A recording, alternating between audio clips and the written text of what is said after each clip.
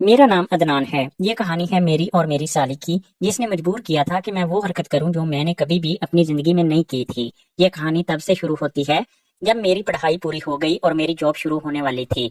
سب گھر والوں کو میری جاب کا ہی انتظار تھا، جس کی مجھے بالکل سمجھ نہیں آتی تھی۔ لیکن ایک دن امی نے مجھ سے کہا کہ وہ جاب لگتے ہی میری شادی کر دیں گے، تو میرے دل میں لڈو پھوٹنے لگے تھے کہ جلدی سے میری شادی ہو جائے۔ امی نے مجھے خوش ہوتے دیکھا تو مجھ سے پوچھنے لگی کہ کہیں مجھے کوئی لڑکی پسند تو نہیں ہے۔ اس بات پر میں نے جلدی سے انہیں نہ میں جواب دیا۔ یہی بات سچ بھی تھی، میں نے آج تک کسی لڑکی کو آنکھ اٹھا کر بھی نہیں دیکھا تھا۔ اس کی بڑی وجہ میری تربیت تھی۔ میرے دوست بھی ایسے نہ تھے کہ میں ان کی وجہ سے خراب ہو جاتا۔ میں اس بارے میں کافی خوش قسمت تھا، سارا وقت پڑھائی میں لگا رہتا تھا۔ اسی وجہ سے اب میں اس قابل ہو چکا تھا کہ میری اچھی جاب لگ جائے۔ امی جب بھی پوچھتی تھی کہ مجھے کیسی لڑکی چاہیے، تو میری ایک ہی خواہش ہوتی تھی کہ ایک ایسی لڑکی ہو جو میری زندگی کو اپنے رنگ سے خوشگوار کرتے اور اپنی شرارتوں سے پورے گھر میں رونق پیدا کرتے۔ پر امی ہمیشہ سے میری اس چوائس پر یہی بولتی تھی کہ ایسی لڑکیاں گھر بالکل بھی نہیں چلا سکتی، اسی وجہ سے میری شادی وہ کسی سلجھی ہوئی لڑکی سے کرے گی تاکہ میری زندگی اس کے ساتھ پرسکون ہو کر چلے۔ میں نے انہی کی بات مان لی تھی کہ شاید میری قسمت میں سنجیدگی ہی لکھی ہے۔ میرے خواب ٹوٹ چکا تھا۔ امی نے کچھ دن بعد مجھے بتایا کہ وہ میرا رشتہ محلے کی نجمہ آنٹی کی بڑی بیٹی سے ہی کرے گی۔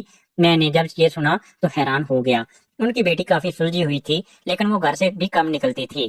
میں نے امی کو بتایا کہ ہماری آپس میں نہیں بن پائے گی۔ تب امی مجھے سمجھانے لگی کہ شادی کے بعد سب کچھ ہو جاتا ہے۔ اسی طرح میرا رشتہ اس کے ساتھ پکا ہو گیا۔ وہ دو ہی بہنیں تھیں۔ میں جیسے ہی ان کے گھر گیا تو اچانک سے اس کی چھوٹی بہن میرے سامنے آ گئی۔ اس سے پہلے تو میں نے اسے کبھی نہیں دیکھا تھا، لیکن اچانک سے دیکھ کر ہوش گنوا بیٹھا۔ وہ لڑکی اپنی بڑی بہن سے کافی مختلف تھی۔ مجھے دیکھتے ہی میرے پاس آ گئی اور مجھ سے کافی باتیں کرنے لگی۔ مجھے وہ بہت ہی حسن و سلوک والی لگی۔ اس کی میٹھی آواز سے میرا روزہ دوبالا ہو گیا۔ وہ ہر لحاظ سے اپنی بہن سے الگ تھی۔ ان دونوں میں زمین آسمان کا فرق تھا۔ اس کی ڈریسنگ بھی ہر طرح سے فیشن کے ساتھ تھی اور میں ہی شرما رہا تھا۔ پر میری ہونے والی سالی کو کسی چیز کی بھی پرواہ نہیں تھی۔ میں نے اس کے ساتھ کافی باتیں کی۔ کچھ دیر بعد ہی واپس آ گیا۔ کچھ دنوں کے بعد ہی وہ مجھے روز میسج کرتی تھی، لیکن میرا ایسا مزاج نہ تھا کہ میں اسے رپلائی کرتا۔ میں اس کا میسج اگنور کرتا رہتا تھا۔ اچانک ہی میری نظر اس کی ڈی پی پر گئی، جو کچھ زیادہ ہی عجیب تھی۔ اگر اس کی پکچر کی جگہ میری بیوی ہوتی تو شاید وہ پکچر مجھے کافی بھلی لگتی، لیکن اس وقت مجھے یہ سب نہیں کرنا چاہیے تھا۔ پر نہ چاہتے ہوئے بھی وہ تصویر غور سے دیکھنے لگا۔ میرے ذہن میں اب کافی غلط خیال آنے لگے، لیکن مجھے یہی لگتا تھا کہ سالی بچی ہے۔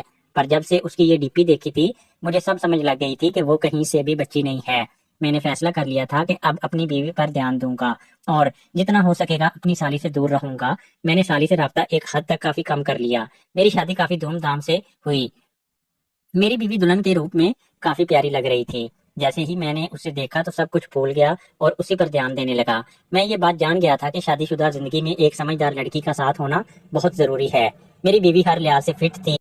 میں نے فیصلہ کر لیا کہ اپنی زندگی میں کبھی بھی اسے دھوکہ نہیں دوں گا، لیکن وہاں دوسری طرف میری سالی کچھ اور ہی پلان کر رہی تھی۔ وہ جب بھی بہن سے ملنے آتی تو اس کی نظر مجھ پر ہی ہوتی تھی۔ ایک دن میں نے بیوی سے کہا کہ اسے اپنی بہن کے لیے اچھا لڑکا تلاش کر کے اس کو رخصت کر دینا چاہیے تاکہ اس کی امی بھی پرسکون ہو جائے۔ پر بیوی کہنے لگی کہ اس کی بہن کے کافی اونچے خواب ہیں، ابھی تو وہ انجوائے کرنا چاہتی ہے۔ میں دل ہی دل میں سالی کے انجوائے کو سمجھنے لگا۔ کچھ دن بعد ہی میری بیوی نے مجھے یہ خبر سنائی کہ وہ ماں بننے والی ہے، تو میں بھی بہت خوش ہو گیا۔ میرا پیار اور بھی بڑھ گیا تھا۔ میں اس کی کیئر کرنے لگا تو پھر بھی کہیں نہ کہیں مجھ سے کوئی کمی ہو ہی جاتی تھی۔ اور دوسرا، اس حالت میں بیوی کا وہ رویہ تھا جو مجھ سے برداشت نہیں ہوتا تھا۔ بیوی آہستہ آہستہ اس کی حالت کی وجہ سے میرے ساتھ برا برتاؤ کرنے لگی۔ پہلے تو میں برداشت کر لیتا تھا، کیا سمجھتا تھا کہ ایسی حالت میں یہ ہوتا ہے، لیکن ایک دن اچانک ہی بیوی کے قریب آنے لگا تو اس نے مجھے پیچھے کر دیا کہ اس حالت میں وہ یہ سب نہیں کر سکتی۔ مجھے کافی غصہ آیا۔ میں اس کی اجازت کے بغیر کچھ نہیں چاہتا تھا، تو اپنی خواہشات کا میں نے گلا گھونٹ دیا اور سو گیا۔ اب ہمارے دن ایسے ہی گزرنے لگے تھے۔ میں نے بھی ارادہ کر لیا کہ اب میں بھی اس کے کسی کام میں مدد نہیں کروں گا۔ بیوی کا نواں ماہ شروع ہو گیا۔ اب اسے مشکل ہونے لگی تھی۔ اس کی مدد کے لیے میری ساس نے کہہ دیا تھا کہ وہ اپنی بہن کو رکھ سکتی ہے۔ اس کی بہن کے کالج کے امتحان ہو چکے تھے اور وہ اب فری ہو گئی تھی۔ یہ دیکھ کر میں دوبارہ سے سالی کے بارے میں سوچنے لگا۔ یہ بات نہیں تھی کہ اس دن کے بعد سے سالی سے میری ملاقات نہیں ہوتی تھی یا پھر میں اسے نہیں دیکھتا تھا، بلکہ وہ ہر تیسرے دن آ جاتی تھی، لیکن شام کو میرے آنے کے آدھے گھنٹے بعد ہی وہ واپس چلی جاتی تھی۔ پر اب جب ساس نے کہا تھا کہ سالی ہمارے ساتھ رہے گی، تب سے ہی مجھے بے چینی محسوس ہونے لگی تھی۔ مجھے ایسا لگتا تھا جیسے سالی ضرور کوئی پلان سوچ کر آئے گی، وہ ضرور مجھے بہکانے کی کوشش کرے گی۔ میں نے فیصلہ کر لیا کہ الگ روم میں سو جاؤں گا، جبکہ میرے روم میں بیوی کے ساتھ میری سالی ہی سوئے گی۔ اس لیے دوسرے روم میں شفٹ ہو گیا۔ साली जैसे ही अगले दिन आई तो वो काफी खुश थी। वो बहुत तैयार होकर आई हुई थी जैसे मेरा वलीमा हो। उसके कपड़े भी काफी चमकीले थे। मैंने एक नजर उसे देखा तो देखता ही रह गया था, पर मेरा पक्का इरादा था कि इसके चुंगल में नहीं फंसूंगा और इसी रूम में चला गया जिधर मैं पिछले दिन शिफ्ट हुआ था। मेरा मूड वैसे भी इन दिनों खराब था क्योंकि मेरी बीवी मेरी जरूरत भी पूरी नहीं करती थी, इसलिए मेरे अंदर का शैतान जरा से गुस्से से जाग जाता। तभी मैं अब अलग रूम में ही रहता था और रात को ही घर वापस आता था। साली से मेरी कोई बात नहीं होती थी, लेकिन वो घर में इस तरह फिरती थी जैसे वो घर इसका हो। मुझे साली के इरादे समझ आ गए थे। वो अपने साथ ऐसी ड्रेस लाई थी कि कोई भी उसकी तरफ रागिब हो सकता था। मुझे इस पर बहुत अफसोस होता था, लेकिन उसका कुछ भी नहीं हो सकता था।